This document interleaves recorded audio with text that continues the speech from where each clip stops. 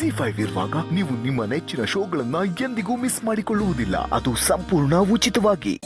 ಮಾವ, ಅತ್ತೆ ನನ್ನನ್ನ ಒಪ್ಕೊಂಡ್ಬಿಟ್ರು ಗೊತ್ತಾ? ನನಗೆ ಎಷ್ಟು ಖುಷಿ ಆಗ್ತಿದೆ ಅಂದ್ರೆ ನನ್ನ ಪ್ರಪಂಚನೇ ಗೆದ್ಬಿಟ್ನೇನೋ ಅನಿಸ್ತಾ ಇದೆ. ರಾವಣಿ ಮೊರೆ, ಅವಳು ಒಪ್ಕೊಂಡಿರೋ ವಿಷಯ ನನಗೆ ಮುಂಚೆನೇ ಗೊತ್ತಿತ್ತು. ಮನಸ್ಸಲ್ಲಿ ನಿಮ್ಮ ಬಗ್ಗೆ ಪ್ರೀತಿ ಇದ್ರು ಮಾತಾಡೋಕ್ಕೆ ಮುಜುಗರ ಪಟ್ಕೊಂಡು ಸುಮ್ಮನೆ ಇದ್ಲು. ಅದಕ್ಕೆ ನಾನಿವತ್ತು ಎಲ್ರೂ ದೇವಸ್ಥಾನಕ್ಕೆ ಕರ್ಕೊಂಡು ಹೋದೆ.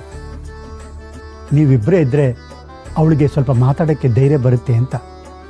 ಹೌದಾ ಮಾವ? ಅಲ್ಲ, ನಾನು ಅತ್ತೆ ಜೊತೆ ಮಾತಾಡೋದಕ್ಕೆ ತುದಿಗಾಲಲ್ಲಿ ನಿಂತಿದ್ದೆ, ಅಂತದ್ರಲ್ಲಿ ಅವ್ರು ನನ್ನ ಜೊತೆ ಮಾತಾಡೋದಕ್ಕೆ ಮುಜುಗರ ಪಟ್ಕೋತಾ ಇದ್ರ. ನನ್ಗೇನಾದ್ರೂ ಈ ವಿಷಯ ಗೊತ್ತಿದ್ದಿದ್ರೆ ನಾನೇ ಅವ್ರ ಕಾಲ ಹತ್ರ ಹೋಗಿ ಕೂತ್ಕೊಂಡು ಪ್ರೀತಿಯಿಂದ ಮಾತಾಡಿಸ್ತಿದ್ದೆ ಮಾವ. ಆಗುತ್ತೆ ಬಿಡಿ ಶ್ರಾವಣಿಮ್ಮ, ಸ್ವಲ್ಪ ತಡ ಆಗ್ಬೋದು ಅಷ್ಟೇ.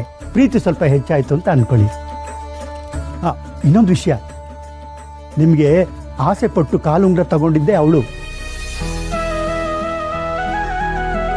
ಸೊಸೆಗೆ ಕಾಲುಂಗ್ರ ಶಾಸ್ತ್ರ ಆಗ್ಬೇಕು ಅಂತ ತುಂಬಾ ಆಸೆ ಪಟ್ಟು ತಗೊಂಡ್ಲು. ಇಂಥ ಅತ್ತೆನ ಪಡೆಯೋದಕ್ಕೆ ನಾನು ಪುಣ್ಯ ಮಾಡಿದ್ದೀನಿ. ಎಷ್ಟೋ ಮನೆಗಳಲ್ಲಿ ಅತ್ತೆ ಸೊಸೆ ಮಧ್ಯ ಅಂತರ ಇರುತ್ತೆ, ಆದ್ರೆ ನಮ್ಮಿಬ್ರ ಮಧ್ಯ ಅಂತರ ದೂರ ಆಗಿ ನಾವಿಬ್ರು ಅಮ್ಮ ಮಗಳ ಹಾಗೆ ಒಂದಾಗಿದ್ದೀವಿ. ನಾನು ಅತ್ತೆನ ತುಂಬಾ ಚೆನ್ನಾಗಿ ನೋಡ್ಕೋತೀನಿ ಮಾವ. ನಾನು ಈ ಮನೆಗೆ ತಕ್ಕ ಸೊಸೆ ಅಂತ ಅವರೇ ಖುಷಿಯಿಂದ ಹೇಳೋ ಹಾಗೆ ಆಗ್ಬೇಕು.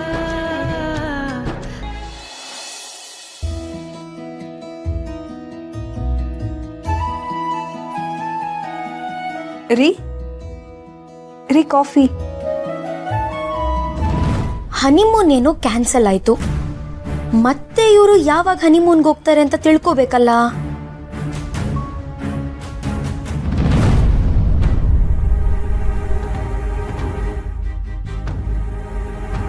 ಏನೋ ಅಣ್ಣ, ತುಂಬಾ ಬೇಜಾರಾಗಿದ್ಯಾ ಅನ್ಸುತ್ತೆ.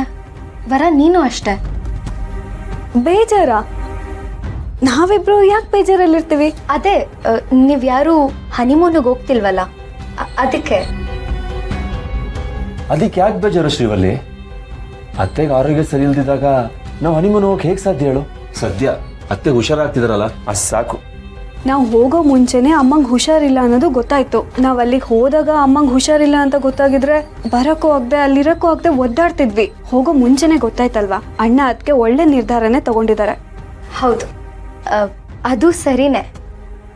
ಹಾಗಾದ್ರೆ ನೀವು ನೆಕ್ಸ್ಟ್ ಯಾವಾಗ ಹೋಗ್ತೀರಾ ಹನಿಮೂನ್ಗೆ? ಅದು ಗೊತ್ತಿಲ್ಲ. ಅಣ್ಣ ಅದಕ್ಕೆ ಯಾವಾಗ ಪ್ಲ್ಯಾನ್ ಮಾಡ್ತಾರೋ ಆಗಲೇ ನಾವಿಬ್ರು ಹೋಗೋದು.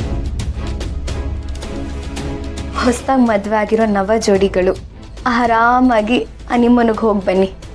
ಖುಷಿಯಾಗಿ ಅಲ್ಲಿ ಸುತ್ತಾಡ್ಕೊಂಡು ಎಂಜಾಯ್ ಮಾಡ್ಕೊಂಡು ಬನ್ನಿ. ಮದುವೆ ಮಾಡ್ಕೊಳ್ಳೋದಕ್ಕೆ, ಹನಿಮೂನ್ಗೆ ಹೋಗೋದಕ್ಕೆ, ಸಂಸಾರ ಮಾಡೋದಕ್ಕೆ, ಮಕ್ಕಳು ಮಾಡ್ಕೊಳ್ಳೋದಕ್ಕೆ ಇದು ಯಾವುದಕ್ಕೂ ನನಗೆ ಅವಕಾಶನೇ ಇಲ್ಲ.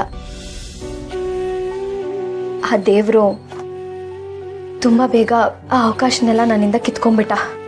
ಅದು ಯಾಕೆ ಹಾಗೆಲ್ಲ ಮಾತಾಡ್ತೀಯ ಶಿವಲ್ಲಿ? ನಿನಗೆ ಒಳ್ಳೆ ಹುಡುಗನ ಹುಡುಗಿ ಮದುವೆ ಮಾಡೋ ಜವಾಬ್ದಾರಿ ನಂದು, ಸರಿನಾ?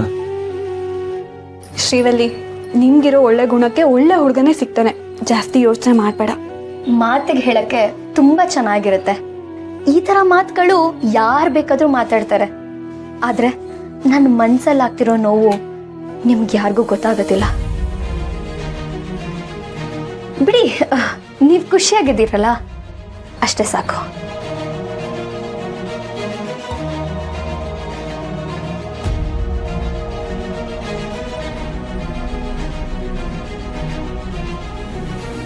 ಸಾರಿ ವರ, ಸುಬ್ಬುನ ನಾನು ಪಡ್ಕೋಬೇಕು ಅಂದರೆ ನಾನು ನಿನ್ನ ಜೊತೆ ಈ ರೀತಿ ಎಲ್ಲ ನಡ್ಕೊಳ್ಳೇಬೇಕು. ವಿಜಯ ಮೇಡಮ್ ಹೇಳಿರೋ ಹಾಗೆ ನಾನು ಕೇಳಲೇಬೇಕು ವರ.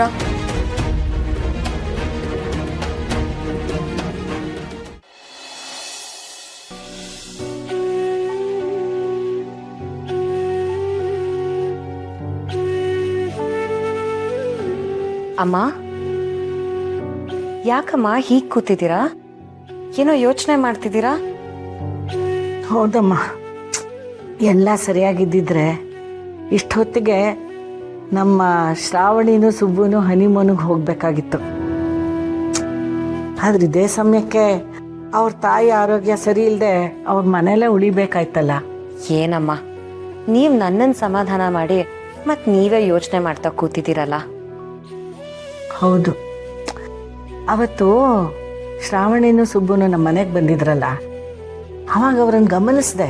ಅವರಿಬ್ರು ಇನ್ನೂ ಹತ್ರ ಆಗಿದ್ದಾರೆ ಅಂತ ನನಗನ್ನಿಸ್ಲಿಲ್ಲ. ಅವರಿಬ್ರು ಒಬ್ರನ್ನೊಬ್ರು ಅರ್ಥ ಮಾಡ್ಕೋಬೇಕು, ಅವ್ರ ಸಂಬಂಧ ಇನ್ನೂ ಗಟ್ಟಿ ಆಗಬೇಕು, ಅವರಿಬ್ಬರ ಮಧ್ಯೆ ಬಾಂಧವ್ಯ ಬೆಳಿಬೇಕು. ಇದೆಲ್ಲ ಆಗಬೇಕು ಅಂತಂದರೆ ಅವರಿಬ್ಬರೇ ಒಟ್ಟಿಗೆ ಹೊರಗಡೆ ಸುತ್ತಾಡ್ಕೊಂಡು ಬರಬೇಕು. ಅದಕ್ಕೆ ತಾನೇ ನಾನು ಅವ್ರ ಹನಿಮೂನಿಗೆ ಹೋಗ್ಲಿ ಅಂತ ಏರ್ಪಾಡು ಮಾಡಿದ್ದು. ಹೊರಗಿನ ಪ್ರಪಂಚ ಮರೆತು ಅವರಿಬ್ಬರೇ ಅವ್ರದ್ದೇ ಆದ ಒಂದು ಪುಟ್ಟ ಪ್ರಪಂಚದಲ್ಲಿ ಒಟ್ಟಿಗೆ ಸಮಯ ಕಳೆದ್ರೆ ಆ ಸಮಯನೇ ಅವರಿಬ್ಬರು ಇನ್ಯಾವತ್ತೂ ದೂರ ಆಗದಿರೋ ಹಾಗೆ ಹತ್ರ ಮಾಡುತ್ತೆ. ಹೌದಮ್ಮ, ನೀವು ಹೇಳ್ತಿರೋದೆಲ್ಲ ಆದಷ್ಟು ಬೇಗ ಆಗಬೇಕು ಅನ್ನೋದೇ ನನ್ನ ಆಸೆ. ಅವರಿಬ್ಬರು ಜೋಡಿ ಎಷ್ಟು ಮುದ್ದಾಗಿದೆ. ಆ ದೇವ್ರ ಸಂಕಲ್ಪದಿಂದ ಅವರಿಬ್ಬರು ಒಂದಾಗಿದ್ದಾರೆ, ಅವ್ರ ಮನಸ್ಸುಗಳು ಒಂದಾಗತ್ತೆ. ಇಷ್ಟೇ ಆಗಿದೆ ಅಂತ ಅಂದಮೇಲೆ ಇನ್ನು ಉಳಿದಿದ್ದೆಲ್ಲ ಹಾಗೇ ಆಗತ್ತೆ. ಆದರೆ ಅಮ್ಮ, ನನಗಿದೆಲ್ಲ ಒಂದು ಕನಸಿನ ಹಾಗಿದೆಯಮ್ಮ.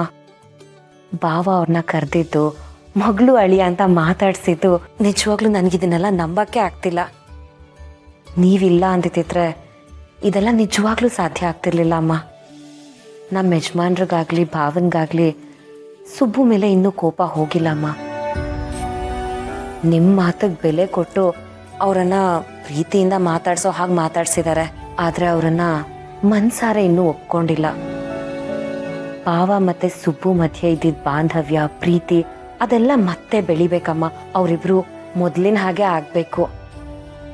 ಅಲ್ಲಿ ನಮ್ಮ ಶ್ರಾವಣಿ ಮನೆಯವ್ರ ಪ್ರೀತಿನ ಎಲ್ಲ ಗಳಿಸ್ಬೇಕು. ಆಗುತ್ತೆ, ಎಲ್ಲ ಆಗುತ್ತೆ. ನಮ್ಮ ಸುಬ್ಬು ಇದ್ದಾನಲ್ಲ, ಅವನ ಶ್ರದ್ಧೆ, ನಿಯತ್ತು, ಮುಗ್ಧತೆ ಇದೆಲ್ಲ ವೀರು ಮನಸ್ಸನ್ನ ಗೆಲ್ಲತ್ತೆ. ನನ್ನ ಮೊಮ್ಮಗಳು ಏನೂ ಕಡಿಮೆ ಇಲ್ಲ. ಅವಳು ಛಲಗಾತಿ.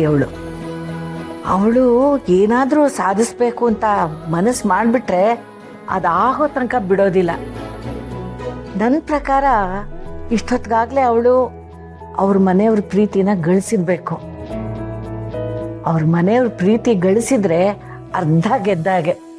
ನಿಜ ಅಮ್ಮ, ನಮ್ಮ ಶ್ರಾವಣಿಗೆ ಕಲ್ಲನ್ನು ಮಾತಾಡ್ಸೋಂಥ ಒಂದು ಶಕ್ತಿ ಇದೆ. ಅವಳ ಪ್ರೀತಿಗೆ, ಅವಳ ಮುಗ್ಧತೆಗೆ ಕರೆಗದೆ ಇರೋರೇ ಯಾರೂ ಇಲ್ಲ ಅಮ್ಮ. ಅಮ್ಮ, ಅವರೇನೋ ನಮ್ಮ ಮನೆಗೆ ಬಂದು ಹೋದ್ರು, ನಾವು ಅವ್ರ ಮನೆಗೆ ಹೋಗಿ ಬಂದು ಮಾಡ್ಬೇಕಲ್ವಮ್ಮ? ಆ ಸಮಯನೂ ಬರುತ್ತೆ. ಸಮಯ ಬಂದಾಗ ಸಂಬಂಧನೇ ನಮ್ಮನ್ನು ಕರೆಸ್ಕೊಳ್ಳುತ್ತೆ. ಅವಾಗ ಹೋಗಿ ಬರೋಣ. ಸರಿಮ್ಮ.